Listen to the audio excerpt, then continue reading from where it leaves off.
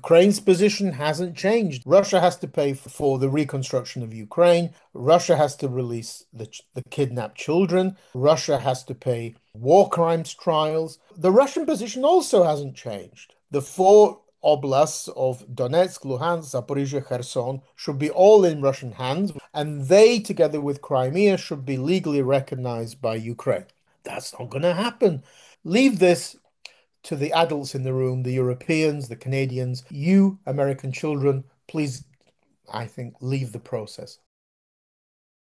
The problem with trying to analyze anything to do with Donald Trump is that there's chaos, ignorance, and mistaken kind of views surrounding most of the things he does. His approach to foreign policy, his approach to the Ukrainian-Russian war is at the level of a school child. Um, they have his team, and of course, they can't do anything. They're all sycophants around Trump. They can't do anything without the big boss giving the go-ahead. Um, have zero understanding of the roots of the war, zero understanding of why Russia launched this invasion, and what the Kremlin continually talks about the roots of the war. They use this phrase all the time, claiming that they can't have a ceasefire until the roots of the war are dealt with. When the Trump team here, the Russians talk about the roots of the war, they probably confuse that with root beer because they have zero understanding of what this means. So it literally does seem like there's lost in translation between the two people. And of course, Putin being a KGB officer and in running a country run by the former KGB, there is a reason why it's called a militocracy. They're laughing their heads off at this. They are able to exploit Trump's weakness, Trump's narcissism, especially the fact that Trump has zero interest in the process, arriving at the end product, which is a summit, negotiations, signing up documents, etc. Um, I'm not an expert on negotiations, but from what I've heard and read, the most important part isn't the final bit, the signing. The most important part is the process. And that bit, Trump has zero interest in. Because it's too deep, it's too complicated. When I've tried to get articles published explaining the so-called roots of the war, what Russia means by that, in American publications like Foreign Affairs or Foreign Policy, they're not interested. This is way too deep for them. They don't realize that Putin is living in the late 19th century. And, I don't think Americans who don't understand European kind of nationalism anyway, can't get their heads around it. So this process is irrelevant to Trump. So he doesn't give a damn about the Ukrainians who are suffering or the Ukrainians who will be left under Russian occupation and forced to undergo de-Ukrainization, Russification, Sovietization, torture, human rights abuses. That's just not important. What's important is, as we saw last weekend with Azerbaijan and Armenia in Washington, is the photo op. Trump, the big peacemaker, bringing peace to a region of the world. Another step towards his grand objective of getting the Nobel Peace Prize. That's all he's interested in. So he wants desperately to finish this war, but only so that he gets the benefit of saying yes, Trump ended this war, and therefore he can go into his historical legacy and he can have all the photo ops. But whatever happens to Ukraine's borders, Ukraine's people, prisoners of war, that's just simply not important to him. And we saw this with Azerbaijan, Armenia a week ago in Washington. The Azerbaijanis and the Armenians had themselves, with European Union help as well, been pushing ahead with negotiations to finally secure kind of agreements on the border and to a post-conflict peace treaty and normalizations of relations, which then would lead to a normalization of relations between Armenia and Turkey, which had always been very complicated. They've been doing that themselves. Trump jumps in right at the end. He wants to take credit for this, even though America has been AWOL from the region of the South Caucasus for over a decade under Biden, Obama, and Trump number one, his first presidency. But he wanted the photo ops. He's done it. Just like he claimed he'd ended the recent India-Pakistan war when he had nothing to do with the talks that were involved there, or he came in at the end. So we have to be careful on this. The This is made worse by the fact that he has a totally incompetent um, person, Mr. Witkoff, who has even less understanding of international relations and flies off to Moscow, to the Middle East, who came back from his recent trip to Moscow with a misunderstanding of what Putin had so-called supposedly offered. He passed that misunderstanding on to Trump, who then, on the basis of that misunderstanding, allegedly Putin had mellowed his position. They set up a summit. So this summit is based on a completely misconstrued understanding by Witkoff in Moscow. Witkoff himself, a day after he told Trump what he believed he'd heard from Putin, Witkoff himself rolled that back and said, no, no, no, it was something else. So this miscomprehension about so-called exchange of territories, um, which Trump has raised many times since Witkoff's come back, is not going to happen because neither side, Russia or Ukraine, is interested in this. Ukraine's position hasn't changed despite very bad, in some cases, Western reporting that Zelensky's changed his position, Zelensky's mellowed. His position is the same today as it's always basically been. Russia has to pay for the reconstruction of Ukraine. Russia has to release the kidnapped children. Russia has to pay in terms of war crimes trials. Ukraine will not agree to de jure legally recognize occupied areas of Ukraine as Russian. I mean, Zelensky couldn't do that anyway, because it's not allowed in the Ukrainian constitution. Any change to Ukraine's territory in the Ukraine's constitution requires a referendum. But you can't have a referendum during martial law, especially when 6 million Ukrainians are abroad as refugees. Trump then chimes in and says, "Oh, so what's the big deal about the Constitution? Zelensky could launch a war and have lots of people killed without talking about the Constitution. What's Trump talking about?" And this is just a reflection of Trump's lack of respect for the rule of law and the US Constitution. So he thinks that everybody else should be the same. No, it doesn't work like that. The Russian position also hasn't changed, which is that the four oblasts of Donetsk, Luhansk, Zaporizhia, Kherson should be all in Russian hands, which means a Ukrainian withdrawal from the parts of those four regions Ukraine controls, and they, together with Crimea, should be legally recognized by Ukraine. That's not going to happen. It hasn't. It's not going to happen throughout this year. Nothing's changed on that. Again, I mean, the only way forward, um, which is the Ukrainian position and the European position, is a full ceasefire, um, a freezing of the war, the conflict on the current war zone lines. Ukraine has to, because of that ceasefire, recognize de facto that Russia's occupying 20% of Ukraine. And that's it.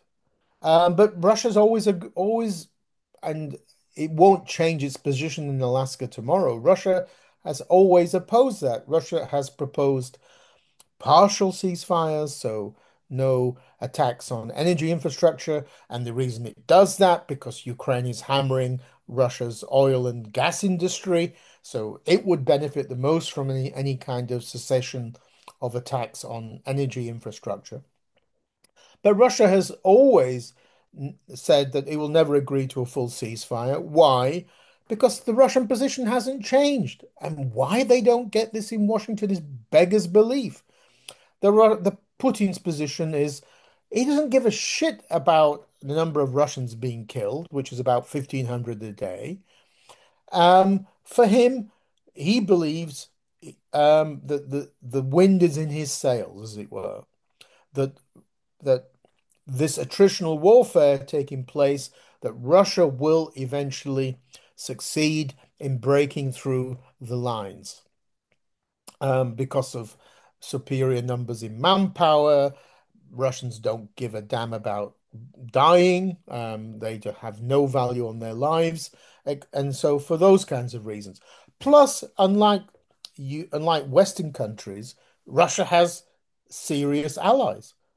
China, North Korea, who, irrespective, are going to be supplying Russia with troops and military equipment, or in the case of China, dual use equipment, which can be used and is used primarily in the military sector. The Europe, by the time the Europeans get their act together and build up their industry in the military sphere, the Chinese and North Koreans are already doing it, are already supplying Russia. So Putin thinks that um, why should I agree to a full ceasefire when I seem to be in the winning seat? Um, he he also Putin also is convinced that the West will eventually cave in and stop supporting Ukraine. Um, Moscow has zero respect for the European Union, for Europe in general. The only show in town in the eyes of Moscow is NATO and the US, and they see NATO as basically a US puppet organization. And so they are convinced that eventually, the West will just basically say enough's enough and we're out of here. And International relations is based on signals. And the signals that are being sent out by both Europeans, but especially by Trump, are weakness. And that just reinforces Russia's position, that Russia's viewpoint, shall we say, that the West is just going to eventually give up on Ukraine. I don't think that's true, but that's the perception, one of the perceptions driving Putin and the Kremlin's policy. In the case of Trump, this is easy to understand. Firstly, Trump is under this misapprehension that somehow Putin respects him and that they're two kind of buddies. That's not true. Simply not true. Just by watching Russian TV, which you can do on Twitter any day, most days, there are clips there all the time in the Russian media. They're laughing at Trump. They don't take him seriously. They they joke just like I would joke that Trump changes his mind more often than I change my socks. And secondly, his deadlines are a joke. I mean, how can you? He's just now threatened that if Putin doesn't agree to a ceasefire in Alaska, there will be dire consequences for Russia. Who takes that seriously now? Nobody. Neither the Russians, Ukrainians, or the Europeans take this seriously. Because the deadline in Trump's mind is simply nothing. Um, and so Trump is sending a signal of weakness. He hasn't got any intellectual understanding of how he's doing that, but he certainly is.